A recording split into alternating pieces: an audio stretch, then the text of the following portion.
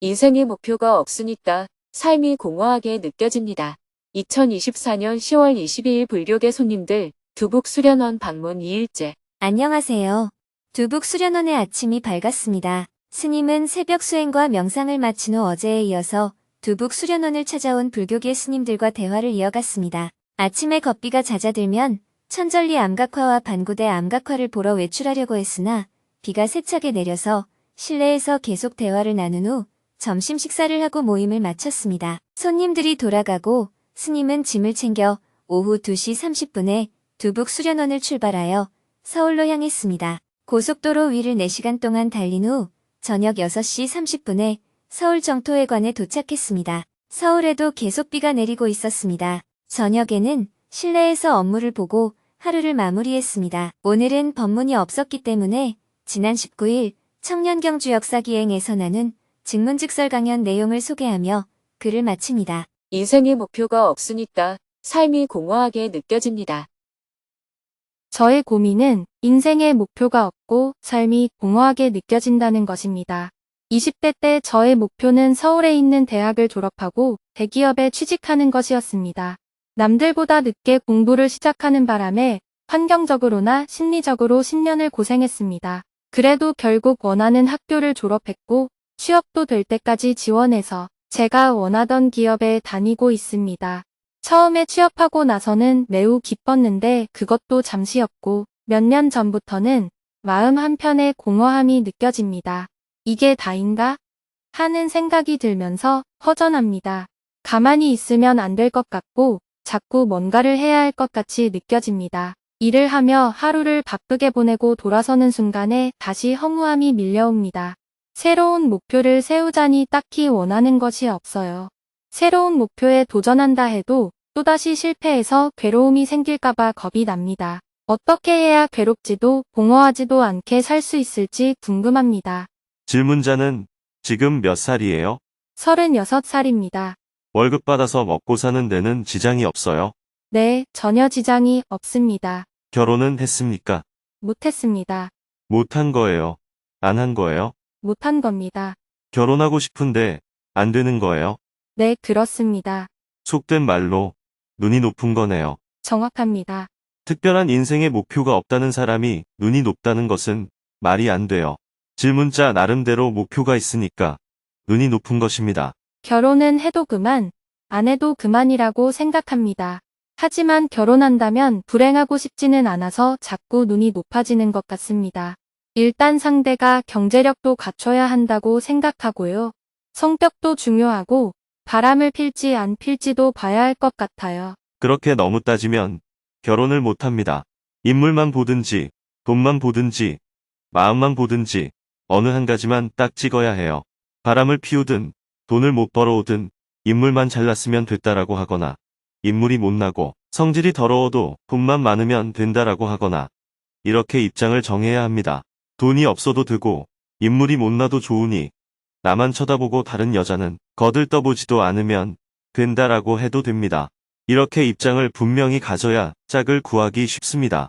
인물도 괜찮고 돈도 어느 정도는 벌고 성격도 괜찮으면서 나만 쳐다보아야 하는 사람이라는 조건은 소박한 요구가 아닙니다. 컴퓨터에 이런 조건을 입력하고 지구상에 80억 인구를 넣어서 조건에 맞는 사람을 찾으라고 하면 결과가 어떻게 나올까요? 제로가 딱 나와요. 그런 사람은 없습니다. 질문자가 말한 조건의 사람을 찾기는 굉장히 어려워요. 예를 들어 저는 음식에 대해 까다로운 게 하나 있어요. 밥을 좀 잘 지어 달라는 거예요. 반찬을 잘해달라는 것도 아니고 그저 밥만 좀 잘해주면 좋겠어요. 그럼 어떤 밥이 잘된 밥일까요? 밥을 지을 때 쌀이 햅쌀이면 물을 조금 적게 부어야 하고 묵은 쌀이면 물을 조금 많이 부어야 합니다. 햅쌀은 30분 이내로 불리거나 씻어서 바로 밥을 지어야 합니다. 묵은 쌀은 1시간 이상 불려서 밥을 해야 좋습니다. 그리고 밥이 다 되면 바로 먹는 게 아니라 10분에서 20분 정도 놔두었다가 뚜껑을 열어야 해요. 그러면 숟가락을 가지고 밥을 살살 휘저을 때 철르르 소리가 날 정도로 밥이 고슬고슬하게 지어집니다. 그렇게 밥을 잘 지으면 맨밥만 먹어도 고소합니다. 반찬은 대충 김치만 있어도 돼요. 이렇게 얘기하면 사람들이 뭐라고 하는지 아세요? 스님, 10가지 반찬을 하는 것보다 밥 하나 잘 짓기가 더 어렵습니다. 라고 합니다. 제 생각에 저는 음식에 까다로운 사람이 아니에요. 반찬은 아무거나 줘도 된다. 밥만 좀 잘해주면 된다. 하는 것인데 다른 사람들에게는 반찬 10가지 달라는 것보다 더 까다로운 주문이라는 거예요. 이렇게 서로 관점이 다릅니다. 질문자의 관점에서 결혼 상대자라면 성격이 괜찮아야 하고 바람도 피우면 안 될 겁니다. 돈도 어느 정도는 벌어야 하고 인물도 어디 같이 나가면 남편 인물 좋네 하는 소리는 들어야 하는 거죠. 키가 나보다 작아서도 안 되죠. 나랑 같거나 조금 더 큰 사람이어야 합니다. 그런 조건은 소박한 게 아니에요. 그런 것을 모두 갖춘 사람을 찾을 확률은 제로입니다. 그러면 혼자 살 수밖에 없어요. 질문자는 인생의 목표가 없다고 하지만 이런 게 벌써 엄청난 목표예요. 사람들은 종종 저는 아무 생각이 없습니다. 라는 말을 합니다. 하지만 생각이 없는 게 아니에요. 생각이 너무 많아서 자기가 무슨 생각을 하는지를 자기가 모르는 거예요. 그러고는 자기가 아무 생각도 안 했다고 착각합니다. 그런 사람을 가만히 보면 생각이 엄청나게 많아요. 질문자는 지금 주어진 조건이 괜찮은 거예요. 그러니까 자꾸 목표를 높게 갖는 겁니다. 목표가 너무 멀리 있으니 마음이 공허해지는 겁니다. 질문자는 한 3년간 진짜로 생각을 버려야겠습니다. 앞으로 3년은 결혼하겠다는 생각도 공허하다는 생각도 하지 마세요. 그저 아침에 눈 떠서 직장 가면 됐다. 직장에서 쫓겨나지 않고 월급 받으니 됐다. 밥 먹으니 됐다. 그 외에는 다 필요 없는 거다. 일은 되면 하고 안 되면 그만이다. 이렇게 생각하고 한가하게 살아보세요. 이렇게 3년 동안 천일 기도를 하면 저절로 생기가 돌게 됩니다. 직장에 휴가를 내고 6개월 정도 장애인들한테 가서 봉사하든지 부탄이나 인도 같은 오지에 가서 몇 개월 봉사하고 오는 것도 좋은 방법입니다. 돌아올 때는 자기 긍정성이 굉장히 높아져 있을 거예요. 한국에 사는 여러분의 삶의 조건은 외국에서 보기에는 너무나 부러운 조건입니다. 그런데 실제로 한국 사람들은 생기가 별로 없어요. 베트남 청년들을 만나면 눈이 반짝반짝하고 일도 빠릿빠릿하게 잘하고 노래도 잘 부르고 매우 쾌활합니다. 지난번에 제가 방문했던 동티모르는 진짜 살기 어려운 환경인데도 그곳 젊은이들은 굉장히 적극적으로 삶을 살고 있었습니다. 왜 그럴까요? 그런 곳은 자기가 조금만 노력해도 사는 게 나아지기 때문입니다. 고등학교 공부만 해도 다른 사람들보다 학벌이 낮습니다. 조금만 일을 해도 남보다 재주가 나은 사람이 돼요. 다들 가난하고 못 배우고 못 사는 형편이라서 개인의 노력으로 삶이 향상될 가능성이 비교적 높습니다. 자기가 조금만 노력하면 뭔가 될 수 있어요. 제가 만난 분은 산에 물 웅덩이를 파서 작은 상수도물 줄기를 하나 낸 것만으로도 그 성취감으로 크게 기뻐했습니다.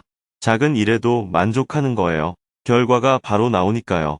반면에 한국 젊은이들은 사는 게 좀 막막하지요. 성취감을 느끼기가 어려운 사회가 되었습니다. 여러분들은 월급 받아서 자기 힘으로 집을 살 수 있는 것도 아니고 데모를 조금 한다고 나라가 바뀌지도 않아요. 여러분의 부모님 세대에는 시위하고 감옥에 가더라도 어쨌든 민주화를 성취했고 노력하면 경제 발전이 이루어졌습니다. 지금은 한국 경제의 규모가 너무 커져서 개인의 힘으로 성취할 만한 게 없어졌습니다. 그래서 젊은이들이 내가 뭘 한다고 바뀔 게 있겠나 하는 생각을 하게 되는 겁니다.